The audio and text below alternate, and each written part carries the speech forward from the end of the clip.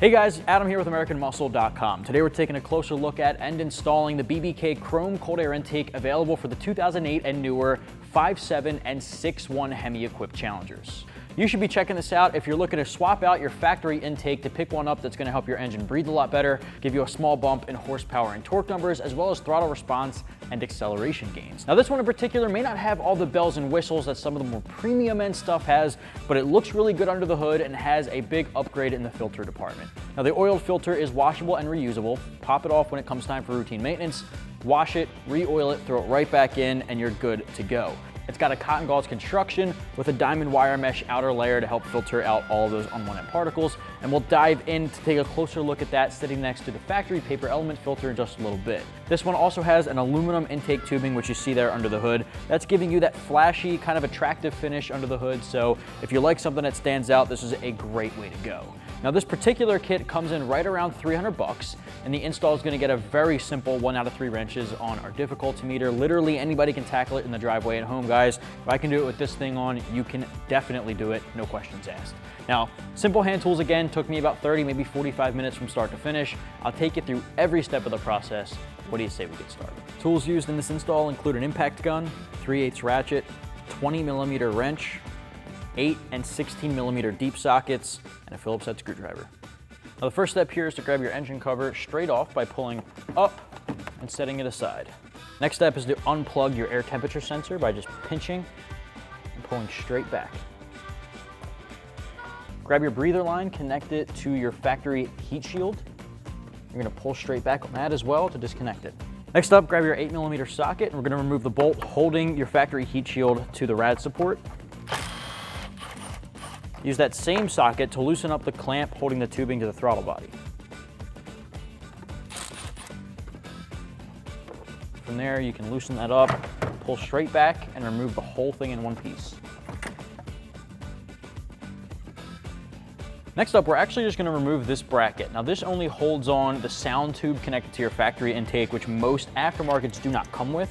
So grab a 16mm deep socket, and we're just going to work back this nut and remove it all together since we don't need it anymore. You want to make sure you're holding on to it just in case you ever want to revert back to stock. Well guys, we got our factory intake off of our 5.7 behind me, and it's on the table next to our BBK cold air intake. I want to take you through some of the similarities, but mainly the differences between the two kits, starting with our filter. Now the factory filter is a flat paper element. It's not washable, not really reusable. You have to pick up a new one every time routine maintenance comes around. And really, that's not going to be the case with the BBK option or really any aftermarket filter in the category. This is a washable and reusable oiled filter from BBK, conical cotton filter. Now the cotton gauze has that wire mesh outing to make sure it's filtering out all of the particles you don't want getting into your engine bay, while also pulling in as much cold air as it can, more so than your factory one. Now that, working in conjunction with your new heat shield, is going to make sure it's trapping out all of the hot engine bay heat too. Now, your factory filter does come with a completely enclosed air box, which you can also get in the category as well with an aftermarket intake. That's not going to be the case here with the BBK option, but it does come with weather stripping to make sure it's sealing out that heat and keeping the cold air in. One of the other things that you get with your factory intake box is that it has this little air duct at the bottom, completely closed off, but pushes down to the bottom of the engine bay so it can pull cold air up from the bottom. Now, this one doesn't particularly have the air duct, but it is completely open in the bottom, so you still are retaining that cold air coming up from the bottom. So that's something to keep in mind when shopping for your cold air intakes, depending on how you want your air box to be shaped. Your intake tubing here is aluminum as opposed to your factory plastic. Now, one of the good things about the aluminized tubing here is it's mandrel bent, which means there's no kinks restricting the airflow, so you get a better airflow going to your intake manifold. The other thing is it's extremely durable. Now, your factory option does tend to crack and break over time, but your new one here actually has some weight to it. You can feel how durable it is holding it in your hands. And on top of that, it's got that chrome or polished finish, which just looks good under the hood for the guys looking for a little bit more underhood dress up. This does come with the signature blue BBK silicone couplers, which is going to make sure you get a tight air leak finish. Now, we do have to transfer over our factory air temperature sensor you see here. We're going to pop that along with the grommet into our new tubing, then we're going to set all of our factory stuff aside. All right, to pull your air temperature sensor out, all you're going to do is twist it and pull straight back. that'll pop it out. Just be really careful with it. You don't want to damage the sensor portion at the bottom. From here, let's set our factory components aside. All right, the next step here is to grab the rubber grommet included in the kit. That's gonna seal this hole pre-drilled into the side of your tubing. This is gonna be the house for your old air sensor. So you're gonna use this to line the sides. So you're just gonna pinch it and set it into place. Might take you a few times going around and pinching it. Just manipulate it into that hole. All right, perfect. Once you get it seated all the way in there, you're gonna take your old air temperature sensor and you're gonna remove the O-ring seal. Now this O-ring seal is gonna prevent it from seating and sealing inside your new grommet. So you wanna remove that. Now guys, if you ever plan on returning this back to stock, you wanna make sure you're holding on to this.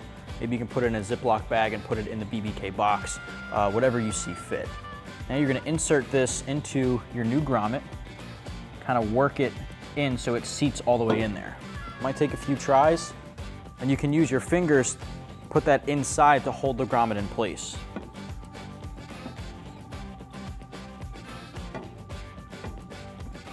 Once you get this seated, you want to make sure it's facing the right direction. You want it to face the throttle body, just like it was when you took it out of your factory intake. All right, from there we can move on, but remember to hold on to that O-ring if you ever want to go back to stock. Next up here, grab the blue coupler included in the kit. We're going to take one of the clamps, we're going to insert that over one end. Now, the coupler does have BBK written on it, so you want to make sure you're orienting it in a way that makes sense. If you want to read it from the front of the engine bay, make sure you're putting it on that way. So we're going to slide that over the edge here. Pretty simple. Orient it the way you want, get it facing the direction. You're basically going to grab an 8mm socket and tighten down this clamp, connecting it to the tubing where it will attach to the throttle body. Next, what I like to do is just take the other end clamp, lay it over the side here, and I just like to get it a little snug just so it holds itself into place until we're ready to install it on the throttle body. From here, we can set this aside, grab our filter, and start to work on that. Grab the hose fitting included in the kit. Now I like to use the straight one. There is a 90-degree angle bent one if you want to use that. I think this one's a little easier. We're actually going to install this into the pre-cut hole in the rubber on your intake filter. Now this is going to be where your breather line is going to connect, your vacuum line.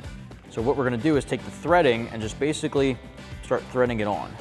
It might take a little bit of pressure for it to catch because this is going on rubber, but once it does catch, just get it all the way in there.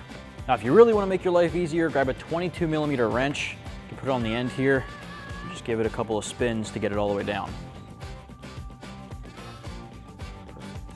Once it's all the way down, you can set that aside. Next up, grab your heat shield. We're going to grab the weather stripping included in the kit and line the top end of it. It's going to start here, work our way around, and end right about down here.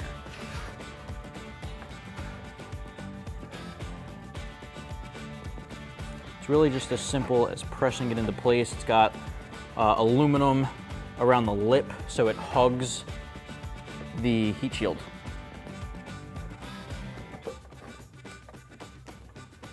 Perfect. Now the small one, the really thin one, is going to line this circle here to seal in where the tubing connects to the filter. This one might be a little bit trickier to get on, but you just want to line it around that circle.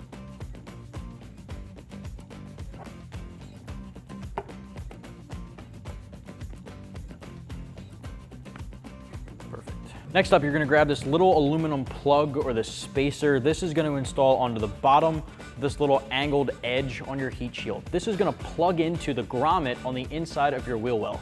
I'll show you that when we get to the installation, but for now, you're going to grab this and the Phillips head screw, and you're going to install it to the outside with the screw on the inside.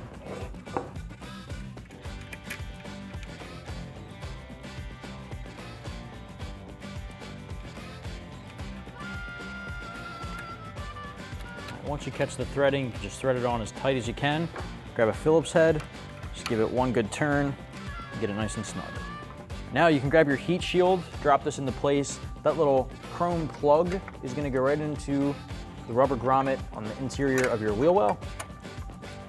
Line up this bracket here with that top bolt. Take your factory bolt, thread that in a couple of threads by hand to get it to stick in place. All right, next up, grab your tubing. We're going to drop this into place, going through the opening of your heat shield.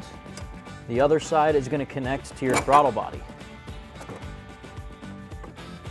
All right, from here, grab your 8mm socket and tighten it down to the throttle body. All right, that's gonna hold that tubing in place nicely. Now we can seat our filter onto the other end of the tubing here. Now when you do this, you wanna make sure you're lining the fitting up to the pre-cut hole right at the top of your heat shield. Seat that in there. All right, grab your socket and tighten on that clamp.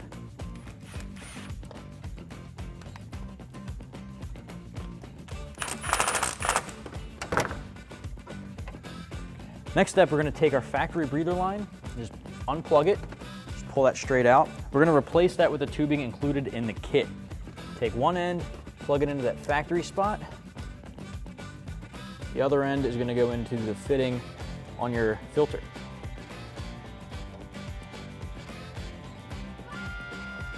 All right, from here, plug in your air temperature sensor. Put your engine cover back on and you're good to go.